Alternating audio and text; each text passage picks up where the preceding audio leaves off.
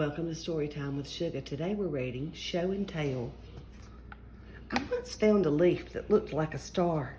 I'm going to bring this for show and tell, I told my mother. Don't you think it's kind of small? She asked. My parents went out and bought me a palm tree from northern Ubuni. I knew I'd be embarrassed bringing something so big to school, but they spent all that money. What else could I do? During show and tell, Rebecca shared one of her inventions. She said it would keep paper from blowing away. It was a rock. Josh shared his trumpet and played a song he wrote about his dog. Everyone in the class shared something. Finally, Miss Ravioli said, "I see you have a little something to share too, Phoebe." Everyone giggled.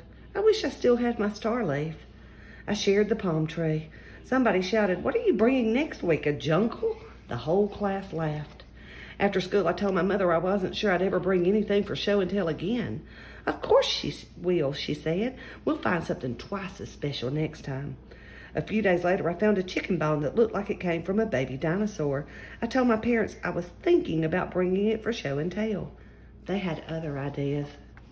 My parents rented a Tyrannosaurus Rex skeleton for me to bring to school. They were so excited, they started show and tell on the lawn. Later that morning, Zachary shared a frog he caught in the market. He said he found the frog in the frozen food section. Sarah shared a leather saddle. You could smell horse all over the room. My parents shared the Tyrannosaurus Rex.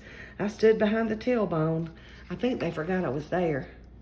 For the next show and tell, I decided to share my popsicle stick collection. I didn't tell my parents.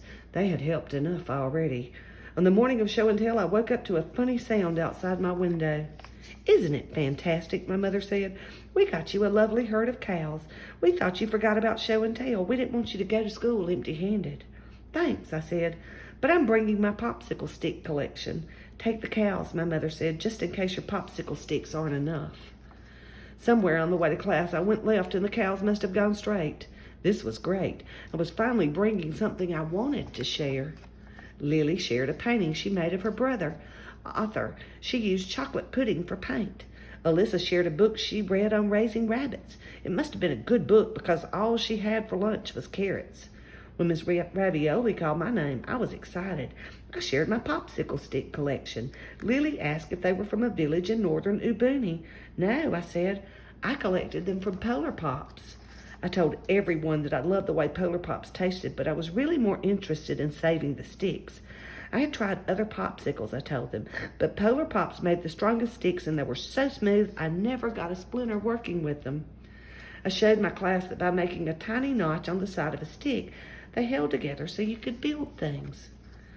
I brought out the plans I had made to build a skyscraper. Miss Ravioli let the entire class spend the afternoon working on my skyscraper. That night, my mother asked me how show and tell went. "Great," I said. "I knew they'd like the cows," said my mother. "I didn't share the cows," I told her. "I really appreciated that you and Dad tried to help me, and the cows were really very nice cows, but I kind of wanted to bring something I picked for myself." My mother stopped chewing her peas. "I shared my popsicle stick collection," I said. "Everybody loved it." My father put down his fork. "We're going to build a popsicle stick city," I told them, and it was my idea.